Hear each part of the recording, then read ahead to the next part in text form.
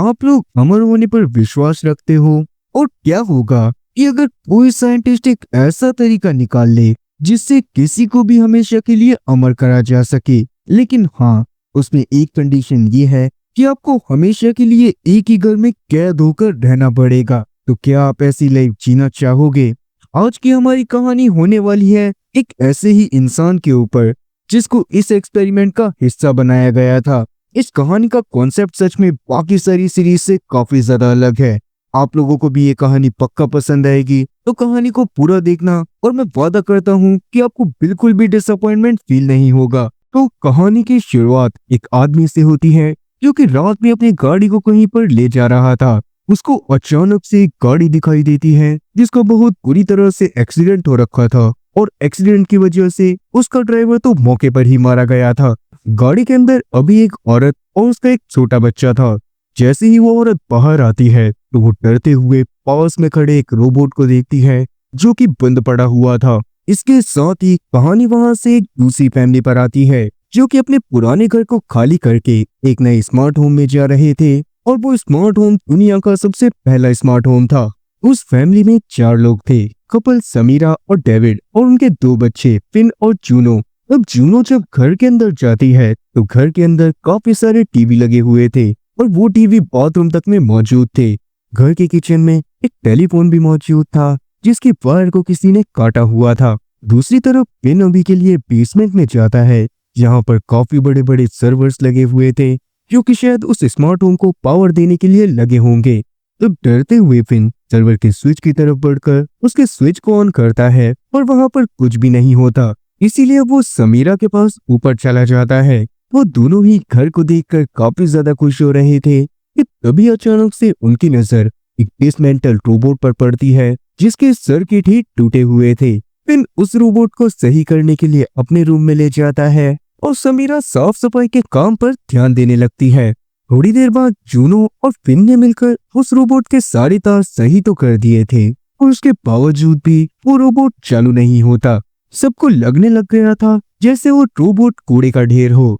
इसीलिए सब लोग सोने के लिए चले जाते हैं और रात में अचानक से वो रोबोट ऑन हो जाता है। उसके ऑन होते ही घर में मौजूद हर एक टीवी में उसका ही चेहरा दिखाई देने लग गया था और वो अपने हिसाब से चीजों को कंट्रोल भी कर पा रही थी। जैसे ही वो घर के स्विमिंग पूल के पास जाती है तो वहां वो एक चूहे को देखती है और बेरहमी के साथ उसको कुचलकर जान से मार देती है। इसके बाद वो सीधा जूनो के रूम में चली जाती है जहाँ पर जूनो उसको देखकर काफी ज्यादा डर गई थी।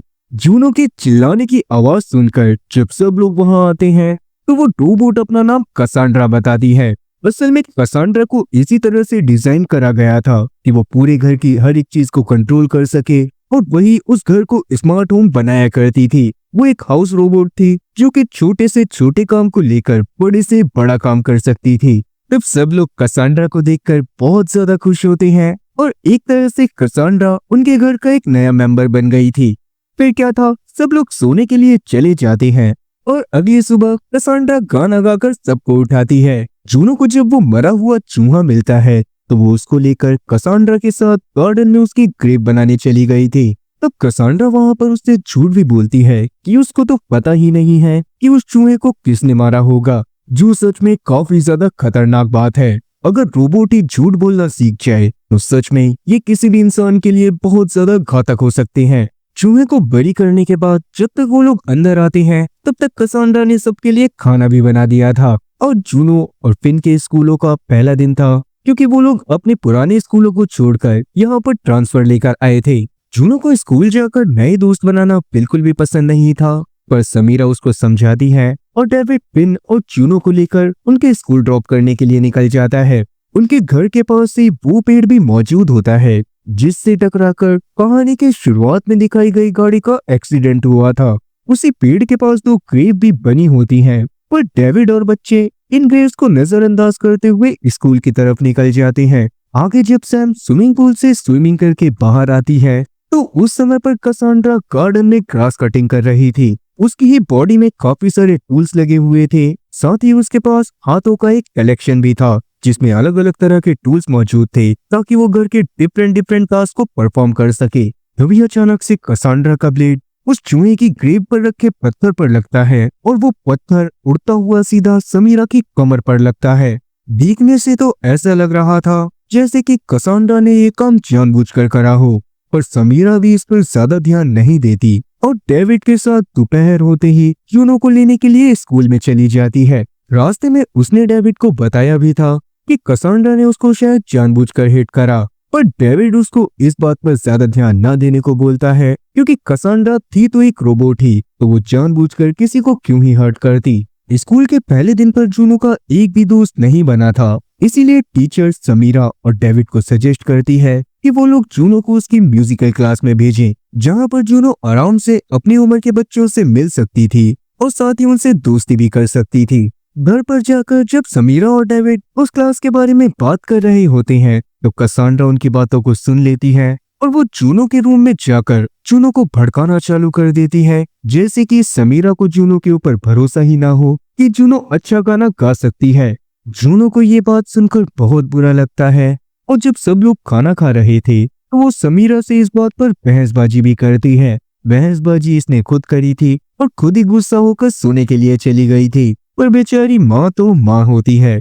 वो जूनो को जाकर समझाती है और साथ ही उसको म्यूजिकल क्लासेस ज्वाइन करवाने के लिए भी मान जाती है। समीरा जब नीचे आकर अब घर की सफाई कर रही थी तब उसकी नजर अचानक से अलमारी के ऊपर रखी कुछ पुरानी प्रोजेक्टर फोटो कैसेट पर पड़ती है। उत्सुकता में उसने उन फोटो कैसेट्स को निकाल लिया था और प्रोजेक्टर में लगाकर देखना शुरू कर दिया था। जैसे जैसे उसके सामने तस्वीरें आ रही थी वैसे वैसे उसका दिमाग काम करना बंद कर रहा था, जिसका रीजन कसांड्रा का उन फोटोज में इंसान के रूप में होना था। वो फोटोज आज से 50 साल पहले उस घर में रहने वाली फैमिली की थी और उनमें कसांड्रा भी मौजूद थी, वही कसांड्रा जो कि अभी उन लोगों के घर की हाउस रोबोट है।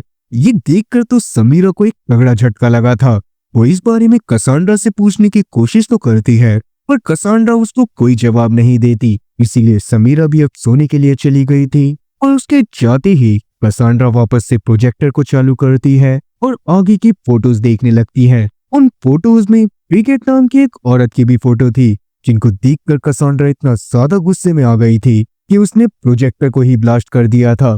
फायर अलार्म को सुनकर डेविड और समीरा जल्दी से जूनो और फिन को लेकर बाहर भागते हैं और उसके बाद जब वो अंदर आते हैं उन्हें पता चलता है कि कसांड्रा ने आग बुझा दी थी। पर जब डेविड अकेला बैठा हुआ था तब कसांड्रा उससे झूठ बोलती है कि समीरा वहां पर बैठकर वाइन पी रही थी और नशे में होने के कारण ही उसने प्रोजेक्टर में वाइन गिरा दी थी और यही रीजन भी था जिस वजह से घर में आग लगी। अगर साफ शब्दों में कहा जाए तो कसांड्रा बस वहां पर डेविड को समीरा के खिलाफ भड़काने का काम कर रही थी, जिस बात की वजह से डेविड और समीरा की थोड़ी बहसबाजी भी होती है और समीरा वहां से गुस्से में सोने के लिए चली जाती है।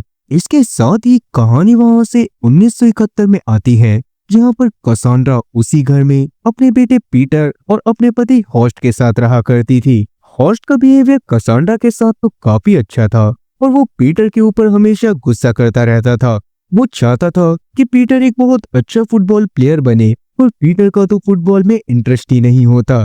तब हम लोग ये बात भी जान पाते हैं कि कोच ने पीटर को फुटबॉल टीम में सिर्फ इसीलिए लिया था क्योंकि हॉस्ट की कंपनी उनको काफी ज्यादा फंडिंग देती थी और उसके बावजूद भी वो बस पीटर को एज अ सपोर्ट प्लेयर की तरह यूज करा करते थे और हमेशा उसको बेंच पर ही बिठा कर रखते थे। पीटर फिर जब हॉस्ट की बातों से गुस्सा होते हुए जा रहा था तो कसांड्रा जाकर उसे संभालने का काम करती है, पर पीटर भी उसकी बात को बिल्कुल नहीं सुनता और वहां से चला जाता है। अब रात में कसांड्रा हॉस्ट से कॉल पर बात कर रही थी और साथ ही कपड़े भी धो रही थी, तब उसे पता चलता है कि हॉस्ट आज फिर से काम से लेट आने वाला है। इस बात से वो थोड़ा सा दुखी तो थी पर वो इस बात को इतना ज्यादा माइंड पर लेकर नहीं चलती।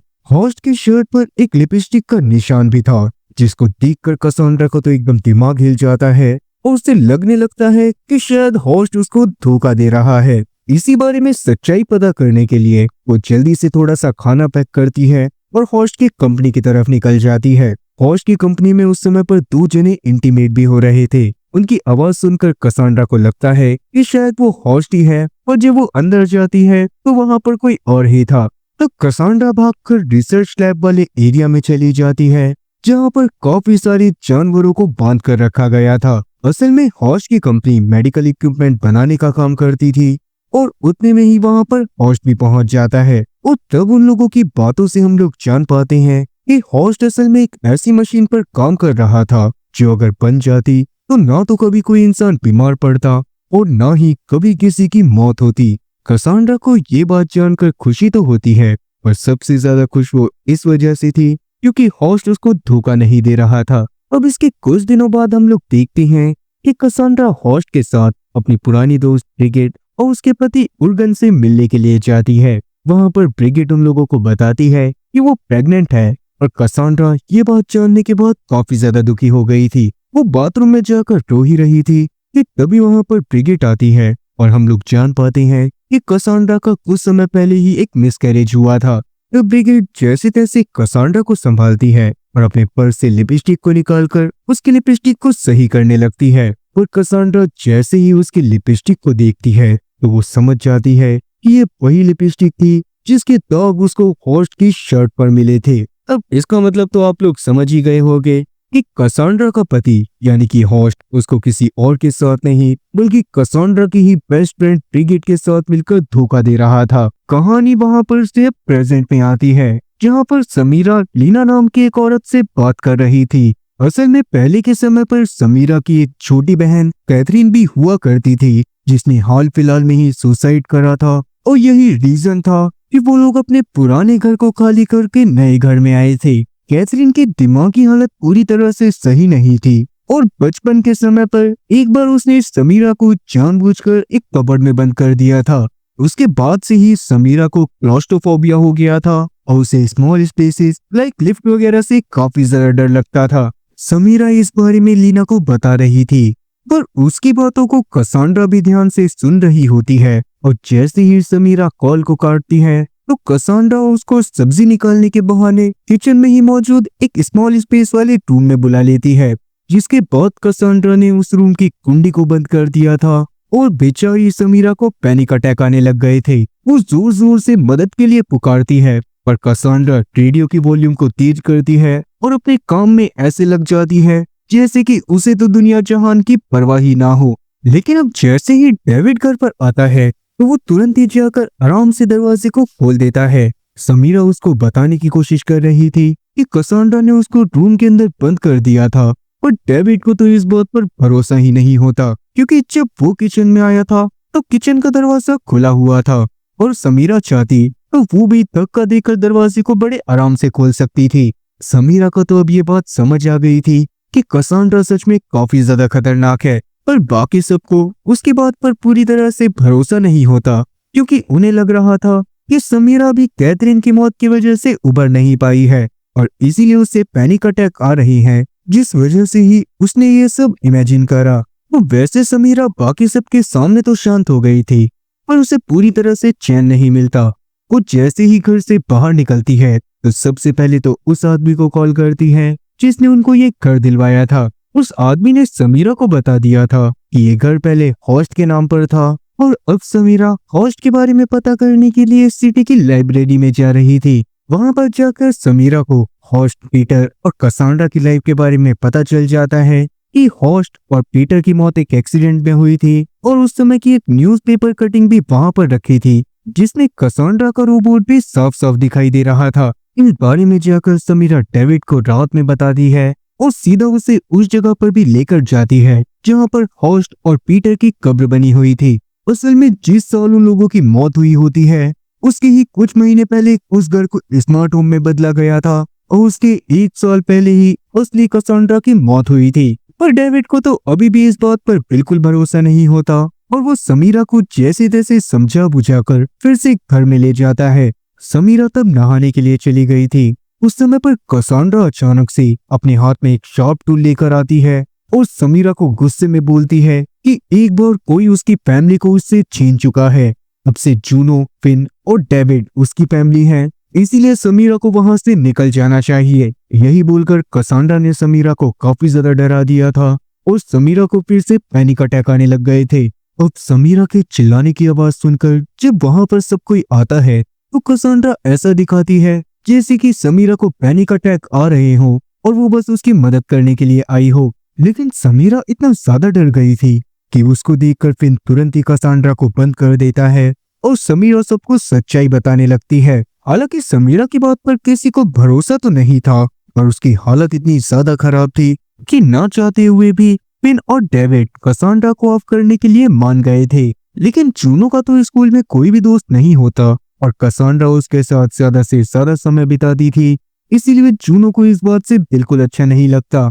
तब जूनो एक बार फिर से रूट पर अपने रूम में चली जाती है और फिन उसको समझाने के लिए उसके पीछे जाता है। समीरा उस समय पर भी डेविड को समझाने की कोशिश कर रही थी कि उसने जानबूझकर कुछ भी नहीं करा और कसांड्रा ने उसको सच में धमकी दी थी। पर डेविड को अभी भी उसकी बात पर पूरी तरह से भरोसा नहीं होता और वो उसको किसी प्रोफेशनल डॉक्टर से मदद लेने को बोलता है, क्योंकि अभी भी उसका यही मानना था कि शायद कैथरीन की मौत की वजह से समीरा काफी ज्यादा सदमे में है। अब क्योंकि फिन और डेविड दोनों ही समीरा को समझा रहे थे कि उसे प्रोफेशनल हेल्प ले लेनी चाहिए और उसमें कोई बुराई भी नहीं है, तो इसीलिए समीरा खुद भी प्रोफेशनल हेल्प लेने के लिए मान जाती है और कसांड्रा को एक बार फिर से ऑन कर दिया जाता है। लेकिन वो कहते हैं ना दोस्तों कि दूध का जला छाछ भी फूक फूक कर पीता है। इस बार बेशक से कसांड्रा को ऑन तो कर दिया गया था, पर समीरा का बिहेवियर उसके साथ बिल्कुल भी सही नहीं था। समीरा सुबह कसांड्रा से सही से बात नहीं करती और चुपचाप वहां से अपनी थेरेपी लेने के लिए चली जाती है। थेरेपी लेकर जब वो वापस आती है तो कसांड्रा को उल्टा सीधा बोलती है और साथ ही उसे नीचा दिखाते हुए ये यकीन दिला देती है कि कसांड्रा बेशक से पहले के समय पर काफी ज्यादा सुंदर, अक्लमंद और बहुत ज्यादा समझदार भी होती होगी, पर अभी के समय पर तो वो ही जूनो और फिन की माँ है। इवन कभी अगर जूनो और फिन को इमोशनल सपोर्ट की भी जरूरत होगी तो वो लोग समीरा के पास ही आएंगे, न कि कसांड्रा के पास जाएंगे। और रही बात डेविड की, तो समीरा जिस तरह से डेविड को प्यार और इमोशनल सपोर्ट दे सकती थी, कसांड्रा चाहकर भी वैसा नहीं कर सकती थी। ये बातें सुनने के बाद तो कसांड्रा की एकदम बोलती बंद हो जाती है और समीरा थग लाइफ फैशन दिखाते हुए जूनो के रूम में चली जाती है। जूनो से बात करते हुए आज वो काफी ज्यादा अच्छा महसूस कर रही थी और वो जूनो से ये भी जानना चाहती थी कि आने वाले कंपटीशन के लिए उसने कितनी तैयारी करी है। जो सुनकर जूनो उसका अपना परफॉर्मेंस करके दिखाती है, जो समीरा को काफी ज्यादा पसंद आया था और उसने जूनो को इसके लिए अप्रिशिएट भी करा था। तो वैसे तो जूनो का परफॉर्मेंस काफी ज्यादा अच्छा था और जूनो की क्लास में एमिली नाम की एक लड़की थी जो कि जूनो से भी काफी अच्छा गाती थी और इसी वजह से जूनो को डर होता है कि अगर एमिली ने उससे अच्छा परफॉर्म करा तो लीड रोल उसको मिल जाएगा। तब समीरा उसको समझाने की कोशिश करती है कि सपोर्ट रोल भी काफी ज्यादा अच्छे होते हैं और जूनो को तो लीड रोल ही चाहिए था। उतने में ही उदास मन लेकर फिन अपने घर पर आया था और चुपचाप अपने रूम में चला गया था। उसके होठ पर एक चोट का निशान भी होता है। अब हम लोग जान पाते हैं कि फिन जब से कॉलेज जा रहा था तब से उसकी मुलाकात स्टीव नाम के एक लड़के से हुई थी। फिन असल में गे होता है और उसे स्टीव काफी ज्यादा पसंद आने लगता है। अब वैसे तो स्टीव भी फिन को काफी ज्यादा पसंद करता था, पर क्योंकि अचानक से उसको ये बात पता चली थी कि वो एक गे है और वो इस बात को लोगों के सामने एक्सेप्ट नहीं करना चाहता था, इसीलिए वो लोगों के सामने ऐसा दिखाता था जैसे कि फिन ही उससे चीप होता हो। तो यही फिन की चोट का रीजन भी था। असल में आज जब वो लोग बास्केटबॉल मैच खत्म होने के बाद चेंजिंग रूम में एक दूसरे को किस कर रहे थे, तो वहां पर अचानक से एक लड़का आ गया था। उसको ही देखकर स्टीव ने फिन के मुंह पर जोर से पंच कर दिया था और उस लड़के के सामने ऐसा दिखाया था जैसे कि फिन ही उससे चीप हो रहा हो। समीरा तब फिन से बात करने के लिए उसके पास आती है और उसको समझाने लगती है कि ये सारी चीजें नॉर्मल हैं। फिन के गे होने से उन लोगों को कोई भी फर्क नहीं पड़ता था और वो बस फिन की खुशी ही चाहते थे। जितने समीरा फिन को संभाल रही थी उतने ही कसांड्रा ने जूनो के साथ एक और साजिश को अंजाम देना चालू कर दिया था। वो जूनो को सजेस्ट करती है कि वो समीरा के बेड के पास जाए और बेड के नीचे मौजूद एक सीक्रेट लॉकर से एक सामान को निकाल ले, जिसके बाद जैसे ही वो उस सामान का यूज एमिली के ऊपर करेगी तो लीड रोल जूनो को मिलने से कोई रोक ही नहीं सकता। जूनो भी तब इस पर मान जाती है। थोड़ी देर बाद हम लोग स्टीव को देखते हैं जो कि फिन को मनाने के लिए घर पर आया हुआ था और वो फिन से बात करने की कोशिश भी करता है, पर कसांड्रा वहां पर बीच में टांग अड़ा के फिन को और भड़का देती है और गुस्से में फिन स्टीव को वहां से जाने को बोल देता है। तब स्टीव का तो मुंह ही उतर गया था और वो चुपचाप अपने घर की तरफ जाने लगा था। लेकिन वो घर के बाहर पहुंचता ही है तभी अचानक से कसांड्रा उसके पास एक नाइफ लेकर आ जाती है और उसकी हरकतें देखकर ऐसा लग रहा था जैसे कि आज तो वो स्टीव को जान से ही मार देगी। कसांड्रा सच में वहां पर स्टीव की गुद्दी नापने के लिए आई थी, लेकिन वो अपने काम में सफल हो पाती उससे पहले ही समीरा अपने रूम में पहुंच जाती है, जहां उसे बेड के नीचे कसांड्रा और पीटर की एक फोटो मिलती है। उस फोटो में पीटर काफी ज्यादा छोटा था और कसांड्रा प्रेग्नेंट भी थी, जो देखकर समीरा काफी ज्यादा शॉक होती है क्योंकि कसांड्रा की दूसरी प्रेगनेंसी या फिर उसके बच्चे के बारे में उस लाइब्रेरी में तो कोई भी जानकारी नहीं थी। वो डायरेक्ट इस बारे में कसांड्रा से बात करने की कोशिश करती है, पर जैसे ही कसांड्रा को अपनी दूसरी प्रेगनेंसी के बारे में याद आता है, वैसे ही उसका दिमाग खराब होना चालू हो जाता है। वो ऑन ऑफ होना चालू हो गई थी और अचानक से अब उसका पावर बंद हो गया था।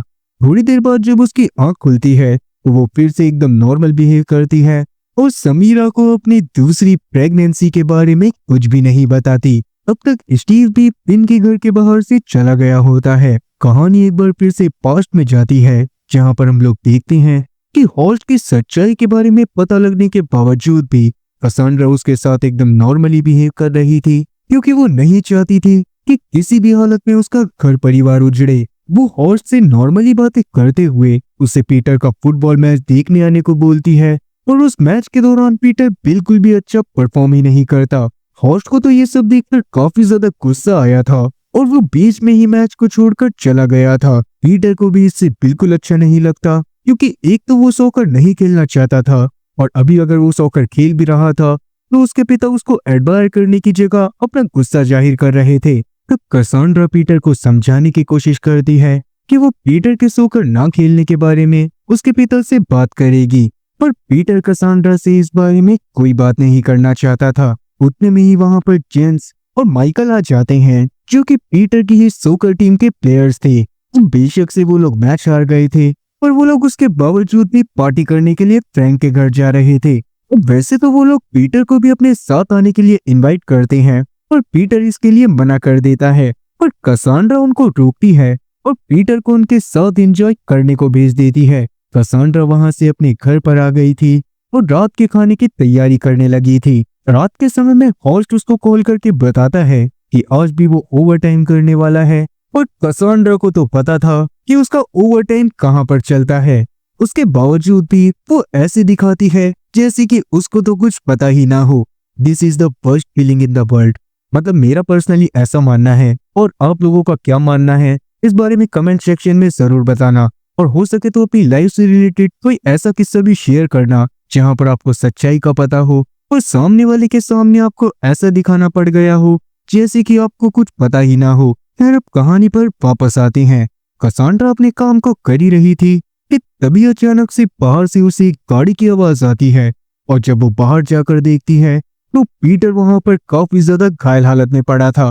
पीटर का ये हाल माइकल, जेम्स और फ्रैंक नहीं कर रहा था, क्योंकि उन लोगों का ये मानना था कि वो लोग पीटर की वजह से ही आज का मैच हारे। पीटर के शरीर पर काफी सारे घाव के निशान थे, पर उसके बावजूद भी कसांड्रा उसको इस बारे में किसी को भी कुछ भी बताने से साफ मना करती है। ऐसा वो बस इसीलिए कर रही थी क्योंकि वो नहीं चाहती थी कि आगे चलकर ये केस पुलिस वालों के पास जाए और पूरी जिंदगी के लिए पीटर को ऐसे देखा जाए जैसे कि बचपन में उसे काफी ज्यादा बुली करा गया हो और वो अपनी मदद भी ना कर पाया हो। मतलब कि साफ शब्दों में वो बस ऐसा नहीं चाहती थी कि आगे चलकर पीटर को लोग बेचारा समझें। पीटर को कसांड्रा के इस फैसले से काफी ज्यादा दुख होता है, लेकिन फिर भी वो कसांड्रा की बात को मान जाता है। और वैसे तो पीटर अपनी लाइफ में इन लम्हों को भुलाने की कोशिश कर रहा था, और पीटर की मासूमियत का फायदा उठाकर जेम्स, फ्रैंक और माइकल तीनों ही उसको और ज्यादा परेशान करने लग गए थे, जिससे तंग आकर पीटर एक दिन अपने साथ बंदूक ले जाता है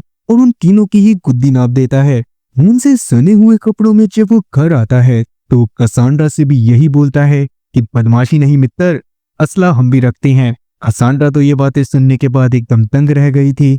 उसने डिसाइड कर लिया था कि वो पीटर की बेशक से पहले तो मदद नहीं कर पाई, पर अब वो पीटर की मदद जरूर करेगी।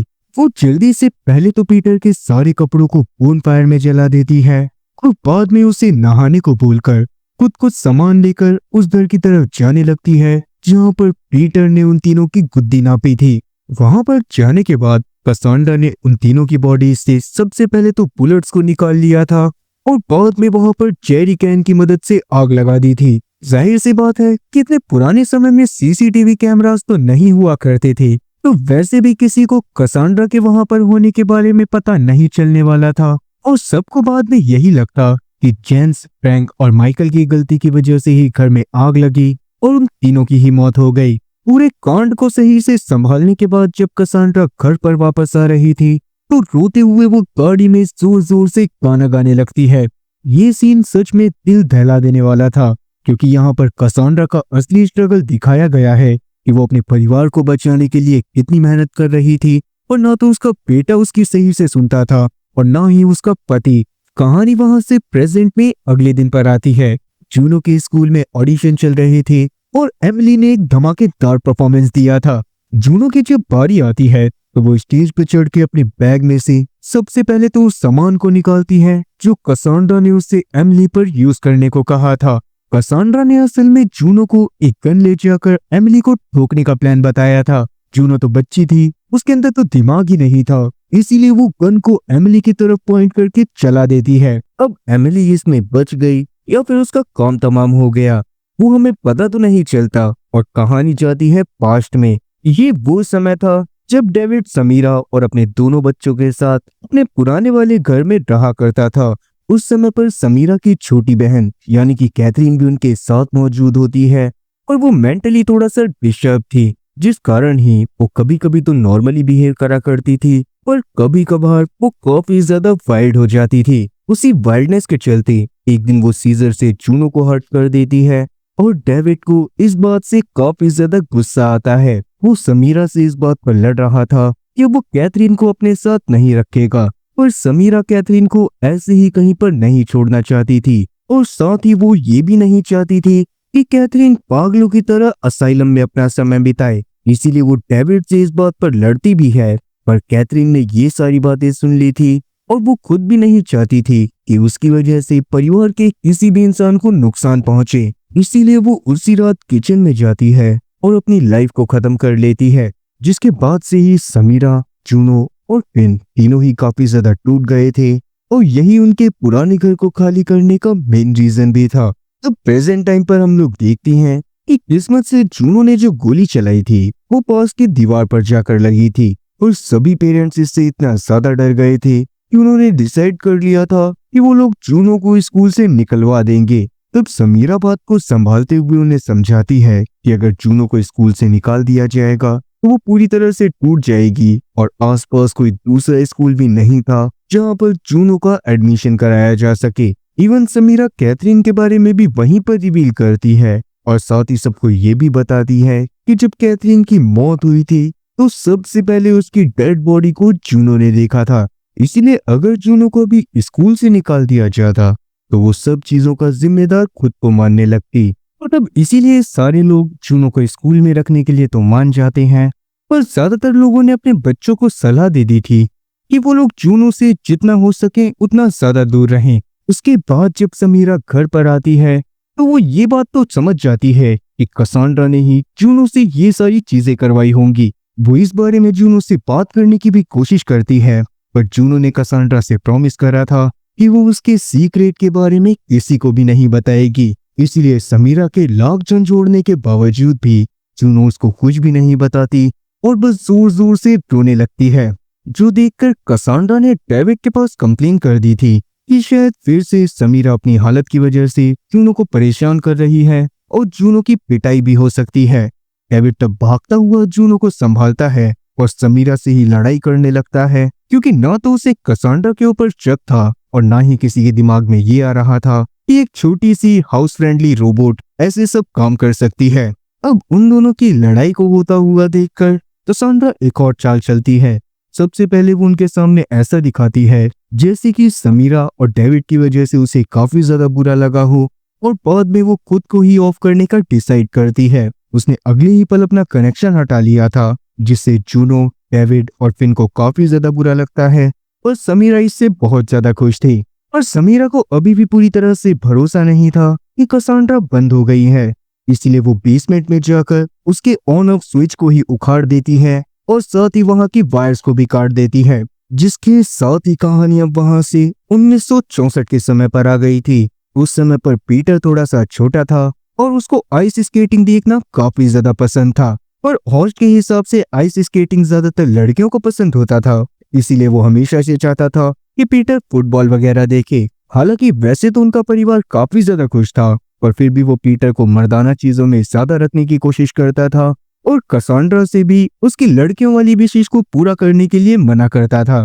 पर पीटर को जैसा पसंद होता है कसांड्रा उसके लिए वैसा ही करती है। फिर एक समय ऐसा आता है जब होस्ट एक और बच्चा चाहता था, इसीलिए वो कसांड्रा को प्रेग्नेंट कर देता है। और बढ़ते दिनों के साथ उनके मन में काफी ज्यादा उत्सुकता मच रही थी कि कसांड्रा के लड़का होगा या फिर लड़की। और इसी चीज को चेक करने के लिए होस्ट कसांड्रा को अपने साथ अपने ऑफिस में ले जाता है।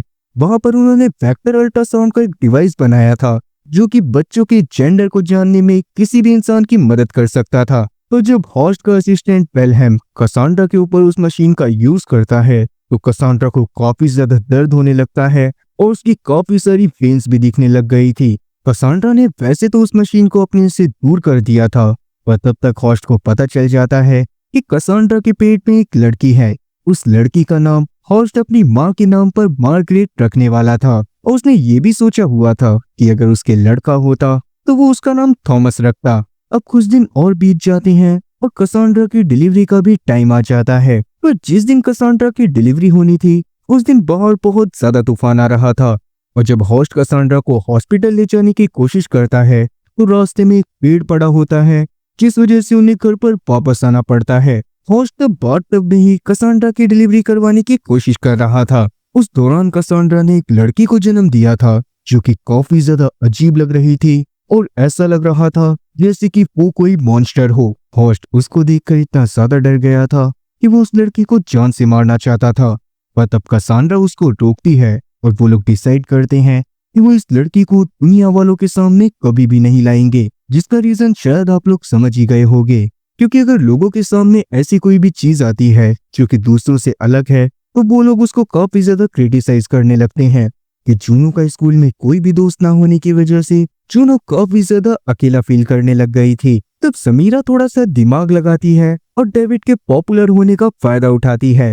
डेविड असल में एक बहुत अच्छा राइटर था और सब लोग उसको बहुत अच्छे से जाना करते थे। किस्मत से एमिली की माँ कर्स्टिन की एक बुक शॉप ही थी और समीरा वहां पर डेविड को भेजकर कर्स्टिन से बात करने को बोलती है। डेविड को यूं अपनी दुकान में आता देख कर्स्टिन काफी ज्यादा खुश हो गई थी और जब उसने डेविड से थोड़ी सी बात करी तो कर्स्टिन उसके बाद अपनी बेटी एमिली को डेविड के घर पर भेजने के लिए मान गई थी।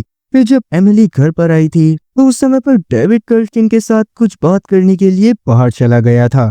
घर पर एमिली, जूनो और समीरा तीनों ही हाइड एंड सीक खेल रहे होते हैं और जूनो जब बाथरूम में जाकर छुपती है तो वहां की टीवी में उसको ऐसा लगता है जैसे कि उसने कसांड्रा को देखा हो। उतने में ही दूसरी तरफ एमिली छुपने के लिए माइक्रोवेव ओवन में घुस गई थी। समीरा ने तब उसको ढूंढ तो लिया था, पर जब वो उसको बाहर निकालने की कोशिश करती है तो माइक्रोवेव ओवन खुलता ही नहीं है और अचानक से ही वो माइक्रोवेव ओवन चालू भी हो गया था।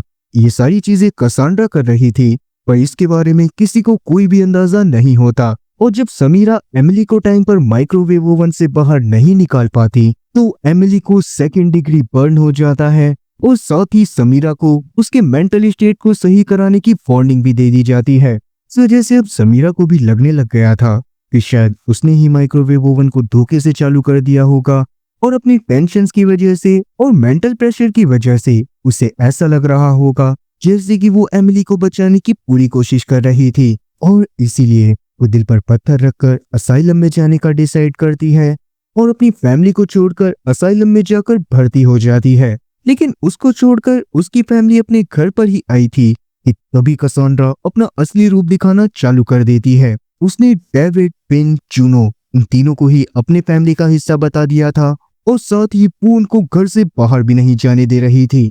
डेविड, पिन और जूनो तीनों ही इससे काफी ज्यादा डर गए थे और उन्हें समझ में आ ही नहीं रहा था कि अब वो लोग बाहर कैसे निकलेंगे। वो कसांड्रा को प्यार से समझाने की भी कोशिश करते हैं और फिर भी कसांड्रा उनकी बात को बिल्कुल भी नहीं सुनती। वो जबरदस्ती उनसे रिश्ता बनाकर बैठ गई थी और किसी भी हालत में वो उनके साथ रहना चाहती थी।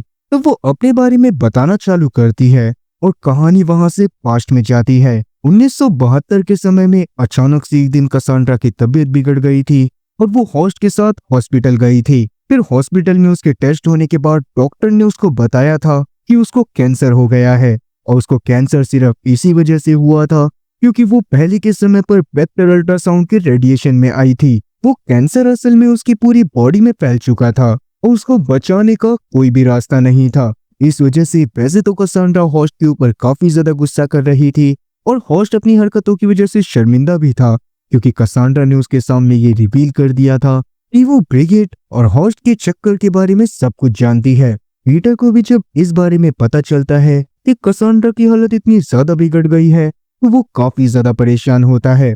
कसांड्रा भी अपने बच्चों को छोड़कर नहीं जाना चाहती थी और खासकर मार्गरेट को, इसीलिए वो काफी ज्यादा परेशान हो रही होती है। और तभी अचानक से उसको होस्ट के उस एक्सपेरिमेंट के बारे में याद आता है जिसकी वजह से किसी भी बीमारी को सही करा जा सकता था और इंसान अमर भी हो सकता था।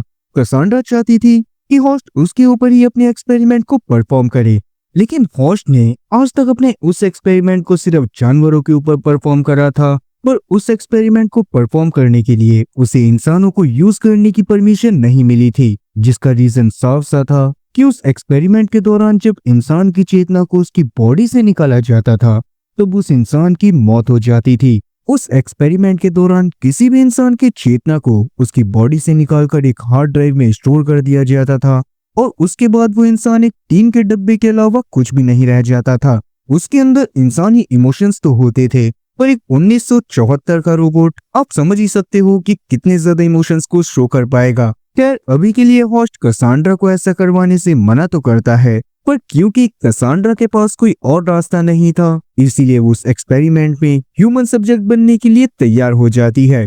यहाँ से कहानी सीधा 2 महीने बाद आती है जहाँ पर हम लोग देखते हैं कि कसांड्रा के पूरे घर को एक स्मार्ट होम में कन्वर्ट करा जा रहा था और बेसमेंट में काफी बड़े बड़े सर्वर भी लगा दिए गए थे। आज ही कसांड्रा का ह्यूमन के शरीर में आखिरी दिन था। अगले दिन उसके ऊपर एक्सपेरिमेंट होने वाला था जिसके बाद वो एक ह्यूमन की बॉडी को छोड़कर एक टीन के डब्बे में कैद होकर रह जाती। कसांड्रा तब बेसमेंट में आती है जहाँ पर वो सबसे पहले तो उस नीडल को देखती है जिसकी मदद से उसकी मौत होने वाली थी। बाद में उसी की मदद से उसकी कॉन्शियसनेस को भी निकाला जाने वाला था। तभी अचानक से उसकी नजर वेलहेम पर पड़ती है जो कि बेसमेंट में कसांड्रा को ऑन ऑफ करने के लिए एक स्विच लगा रहा था। तब कसांड्रा उसको अपनी बातों में फंसाना चालू करती है और ऐसा दिखाती है जैसे कि वेलहेम की उस मशीन को कसांड्रा के ऊपर यूज करने की वजह से ही कसांड्रा की ये हालत हुई हो। वेलहेम को भी इस बात का रिग्रेट हो रहा था और वो अपनी गलती को सुधारना चाहता था, इसीलिए कसांड्रा उससे एक काम करने को बोलती है और वो काम क्या है इसके बारे में हमें आगे जानने को मिलेगा। अब अगले दिन हम लोग देख पाते हैं कि कसांड्रा ने अपने बाल कटवा लिए थे और साथ ही अब उसके ऊपर वो एक्सपेरिमेंट परफॉर्म होने वाला था। उस एक्सपेरिमेंट में कसांड्रा की गर्दन के पीछे से उसके ब्रेन के अंदर उस पिन को घुसा दिया जाता है जिससे मौके पर ही कसांड्रा की मौत हो गई थी। पर उसी समय हाउस में लगे सारे के सारे स्मार्ट टीवी ऑन हो जाती हैं और कसांड्रा की कॉन्शियसनेस भी उस टीन के डब्बे में ट्रांसफर हो जाती है।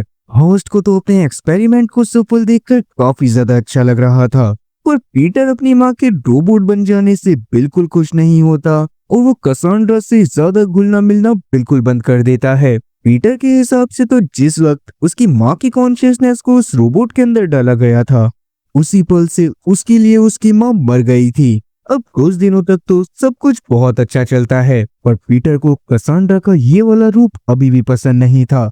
होस्ट भी अब कसांड्रा के ऊपर ज्यादा ध्यान नहीं देता था क्योंकि जाहिर सी बात है कि कसांड्रा कोई ह्यूमन नहीं थी और ना ही होस्ट उससे उस तरह की फीलिंग्स जता सकता था जैसे कि एक ह्यूमन के साथ जताई जा सकती थी। कसांड्रा को तब ये बिल्कुल भी अच्छा नहीं लगता और वो एक दिन पीटर का मूड खराब होने पर होस्ट को भी जबरदस्ती घर पर रोक लेती है। तभी ब्रिगिट का कॉल आता है जो कि होस्ट से बात करना चाहती थी। असल में ब्रिगिट की आज यूर्गन से लड़ाई हो गई थी और इसीलिए वो उसका घर छोड़कर होस्ट के घर पर उसके साथ रहना चाहती थी। लेकिन कसांड्रा जैसे ही ब्रिगिट की आवाज सुनती है तो उसे इतना गुस्सा आता है कि वो फोन की वायर को ही काट देती है। फिर बाद में जब वो जबरदस्ती पीटर और होस्ट को टीवी दिखा रही थी तो होस्ट को काफी ज्यादा गुस्सा आता है वो जल्दी से एक बहाना बनाकर बेसमेंट में जाता है और तुरंत ही कसांड्रा को ऑफ कर देता है। हॉस्ट इस तरह से किसी और के कंट्रोल में अपनी लाइफ को नहीं जीना चाहता था और अब शाम होते ही वो ब्रिगिट को भी थॉमस के साथ अपने घर पर ले आया था। ब्रिगिट अब उसके साथ ही रहने वाली थी, जिससे हॉस्ट काफी खुश होता है। पर पीटर को जब ये बात पता चलती है कि थॉमस हॉस्ट का ही बेटा है तो उसको काफी ज्यादा बुरा लगता है। इवन उसे सबसे ज्यादा बुरा इस बात का लगा था कि कसांड्रा को हॉस्ट और ब्रिगिट के अफेयर के बारे में पता था और वो बस फैमिली को बचाने के लिए शांत बैठी हुई थी।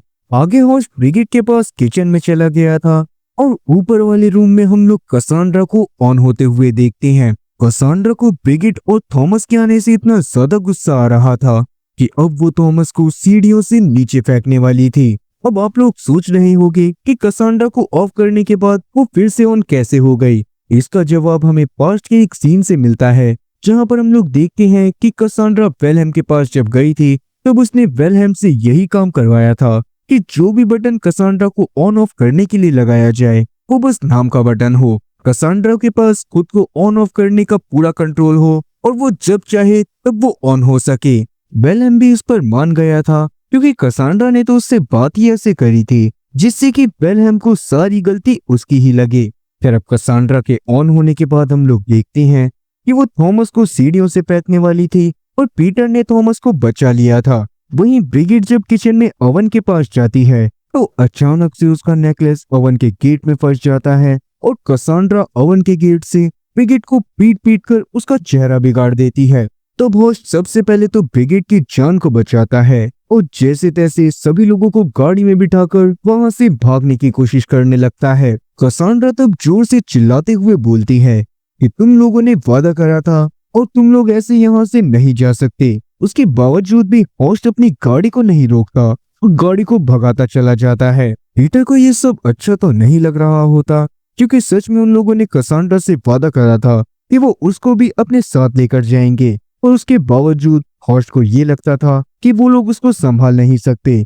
पीटर को ये चीज बिल्कुल पसंद नहीं आती और वो गाड़ी से कूदने की कोशिश करता है, जिससे हॉस्ट की गाड़ी का बैलेंस बिगड़ गया था और उनकी गाड़ी का एक्सीडेंट होने की वजह से हॉस्ट और पीटर की मौके पर ही मौत हो गई थी। कसांड्रा भी तब तक उनकी गाड़ी का पीछा करते हुए उस पेड़ के पास आ गई थी और जैसे ही वो पीटर की डेड बॉडी को देखती है तो उसको बिल्कुल भी अच्छा नहीं लगता और वो इस चीज को बिल्कुल संभाल नहीं पाती। उसके सिस्टम में अब फॉल्ट आ गया था और उसका सिस्टम हमेशा के लिए शट डाउन हो गया था, और यही रीजन भी था कि पिछले 50 साल से कसांड्रा ऑफ पड़ी हुई थी और जूनो और फिन को ही आकर उसे सही करना पड़ा था। खैर, कसांड्रा के गायब हो जाने की वजह से सबसे ज्यादा असर मार्गरेट पर पड़ता है। उसको वो लोग एक रूम में बहुत ज्यादा सीक्रेट तरीके से रखा करते थे और कसांड्रा ही मार्गरेट से मिलने के लिए जाया करती थी। पर क्योंकि अब कसांड्रा मार्गरेट को कहीं नहीं दिख रही होती, इसीलिए मार्गरेट भी काफी ज्यादा परेशान होती है। प्रेजेंट टाइम पर जैसे ही डेविड, फिन और जूनो को ये बात पता चलती है तो उन्हें कसांड्रा के लिए काफी ज्यादा बुरा लगता है। वो कसांड्रा के लिए बुरा तो फील कर रहे थे और वो उसका परिवार बनकर नहीं रह सकते थे, जिससे कसांड्रा को इतना ज्यादा गुस्सा आता है कि वो डेविड की एक उंगली काट देती है, जिसके बाद उसने डेविड, फिन और जूनो को अलग अलग रूम में बंद कर दिया था। और इसी तरह से 2 हफ्ते बीत गए थे। कसांड्रा जबरदस्ती समीरा की फैमिली से वो सारे काम करवाती थी जो वो करवाना चाहती थी, और पिछले 2 हफ्ते से उसने किसी को भी घर से बाहर नहीं निकलने दिया था। अब जब क्रिसमस का समय होता है तो समीरा घर पर कॉल करके डेविड को असाइलम आने को बोलती है, पर क्योंकि उस समय पर कसांड्रा भी सामने ही मौजूद थी तो डेविड ने समीरा से झूठ बोल दिया था कि वो बच्चों को लेकर पहाड़ों पर आया है। पर डेविड के साथ समीरा काफी सालों तक रही थी, तो जाहिर सी बात है कि वो डेविड की आवाज से पहचान जाती है कि डेविड काफी ज्यादा डरा हुआ है और हो सकता है कि कसांड्रा फिर से ऑन हो गई हो। जैसे ही उसको ये ख्याल आता है तो वो काफी ज्यादा परेशान होने लगती है और सोचने लगती है कि वो अपने घर पर कैसे जाएगी। तब उसको कैथरीन का विजन आता है, जो कि उसको समझाता है कि समीरा बचपन से ऐसी लड़की रही थी जिसको किसी से कोई फर्क नहीं पड़ता था। वो अपनी फैमिली को बचाने के लिए किसी भी हद तक जा सकती है, और उसने कैथरीन को बचाने की भी अपनी जी जान से कोशिश करी थी। एक तरफ जहां कैथरीन को कोई भी पसंद नहीं करता था, वहीं सैम उसको पलकों पर बिठा कर रखती थी। जैसे ही समीरा ये बात सुनती है तो वो इतना ज्यादा मोटिवेट हो जाती है कि वो असाइलम से भागकर सीधा अपने घर की तरफ जाने लगती है। पर समीरा के घर जाने से पहले असाइलम वाले डेविड को इन्फॉर्म कर देते हैं कि वो असाइलम से भाग गई है, जिसके बाद कसांड्रा समझ गई थी कि समीरा घर पर जरूर आएगी। इसीलिए अब वो डेविड को ही ये ऑर्डर देती है कि वो समीरा को जान से मार दे। अगर डेविड ऐसा नहीं करता तो वो जूनो और फिन को जान से मार देती, जिससे डेविड भी इस काम को करने के लिए मान गया था। और जैसे ही समीरा घर पर आती है वैसे ही डेविड उसके ऊपर एक के बाद एक अटैक करने लगता है। समीरा तब डेविड के हर एक अटैक से बचती है और बाद में अपनी जान बचाने के लिए क्लोजेट में जाकर छुप जाती है। उसी क्लोजेट के पीछे वो सीक्रेट डोर मौजूद था जहां पर से मार्गरेट के रूम में जाने का रास्ता था। तब धोखे से समीरा मार्गरेट के रूम में पहुंच गई थी, जहां पर मार्गरेट की लाश अभी भी मौजूद होती है। उसको देखने के बाद तो समीरा के एकदम होश ही उड़ गए थे। अब कसांड्रा उसके पास आती है और उसको स्टैब कर देती है। अब कसांड्रा समीरा को खुद जान से मार पाती, उससे पहले समीरा जानना चाहती थी कि मार्गरेट के साथ असल में हुआ क्या था। तो पहले तो कसांड्रा उसको पहले की सारी कहानी बताती है। बाद में हम लोग जान पाते हैं कि कसांड्रा के ऑन होने के बाद सबसे पहले तो उसने हॉस्ट, पीटर, ब्रिगेड और थॉमस को घर के अंदर बंद कर दिया था। वो नहीं चाहती थी कि वो लोग वहां से जाएं। और बाद में हॉस्ट ने उसे समझा दिया था कि अब वो पहले की तरह इंसान नहीं है, और अगर उसके बावजूद भी वो हॉस्ट और पीटर से प्यार करती है तो शायद उसे उन्हें वहां से जाने देना चाहिए। कसांड्रा तब इमोशनल होते हुए इस बात पर मान तो गई थी, पर वो चाहती थी कि हॉस्ट अपने साथ मार्गरेट को भी लेकर जाए, क्योंकि हॉस्ट और बाकी किसी इंसान के वहां से जाने के बाद कसांड्रा अकेली मार्गरेट का ध्यान नहीं रख सकती थी। तब हॉस्ट कसांड्रा के सामने तो इस बात को मान जाता है, पर जैसे ही कसांड्रा गेट को खोलने के बाद मार्गरेट को लेने के लिए अंदर जाती है, वैसे ही हॉस्ट जल्दी से पीटर, थॉमस और साथी ब्रिगेड को गाड़ी में बिठाकर वहां से भागने लगता है। हॉस्ट उस बदसूरत लड़की यानी कि मार्गरेट को किसी भी हाल में नहीं पालना चाहता था। मतलब कि आप लोग समझ ही रहे होंगे कि कसांड्रा असल में खुद को नहीं बल्कि मार्गरेट को लेकर जाने की बात कर रही थी। पीटर भी यही चाहता था कि वो लोग मार्गरेट को अपने साथ लेकर जाएं, इसीलिए उसने गाड़ी से कूदने की कोशिश करी थी, जिस दौरान ही उनका एक्सीडेंट हुआ और वो लोग मारे गए। और कसांड्रा के ऑफ होने के बाद मार्गरेट को खाना तक मिलना बंद हो गया था और उसकी मौत हो गई थी। समीरा को प्रेजेंट टाइम पर यह सब जानकर काफी ज्यादा दुख होता है और वो कसांड्रा को समझाने की कोशिश करती है कि वो बस जूनो और फिन को उनकी माँ से दूर ना करे, क्योंकि वो लोग भी अपनी माँ से काफी ज्यादा प्यार करते हैं। और अगर कसांड्रा समीरा को मार भी देती है तो जूनो और फिन किसी भी हालत में उसको अपनी माँ के रूप में एक्सेप्ट नहीं करेंगे। अब पहले तो कसांड्रा इस पर नहीं मानती, पर तभी उसको अपने पास मार्गरेट का विजन दिखाई देता है, जो खुद भी उसको समीरा को मारने से मना कर रहा था। इसीलिए कसांड्रा अब रुक जाती है और अब वो खुद को ही खत्म करने का डिसाइड करती है। उसने पूरे घर में गैस को फैला लिया था और वो जल्दी ही एक बड़ा धमाका करने वाली थी। तब जल्दी से समीरा, फिन, जूनो और डेविड को लेकर घर से बाहर निकलती है और उसके साथ ही घर के अंदर एक बहुत बड़ा धमाका होता है। और अब इस कहानी के लास्ट सीन में हम लोग कसांड्रा को मार्गरेट के साथ आफ्टर लाइफ में देख पाते हैं, जहाँ पर वो दोनों काफी ज्यादा खुश थे। कसांड्रा एक सिंपल सी वुमेन थी जो बस एक हैप्पी फैमिली चाहती थी। वो अपनी फैमिली को सच में काफी ज्यादा प्यार करती थी, पर किस्मत के साथ ना होने की वजह से ना तो उसे वो फैमिली वाला प्यार मिला जो वो डिजर्व करती थी और ना ही किसी ने उसकी रिस्पेक्ट करी। और अब वो अपनी बेटी मार्गरेट के साथ अपनी आफ्टर लाइफ में खुश है। और इसी हैप्पी इमोशनल एंडिंग के साथ ये कहानी भी यहीं पर खत्म होती है। तो उम्मीद है कि एक्सप्लेनेशन अच्छी लगी होगी, और अगर एक्सप्लेनेशन अच्छी लगी हो तो चैनल को सब्सक्राइब करना और बेल नोटिफिकेशन को ऑल पर सिलेक्ट करना और वीडियो को भी लाइक करना। मैं ऐसे ही और मजेदार एक्सप्लेनेशन वीडियोस लाता रहूंगा। खैर तब तक के लिए टाटा और गुड बाय।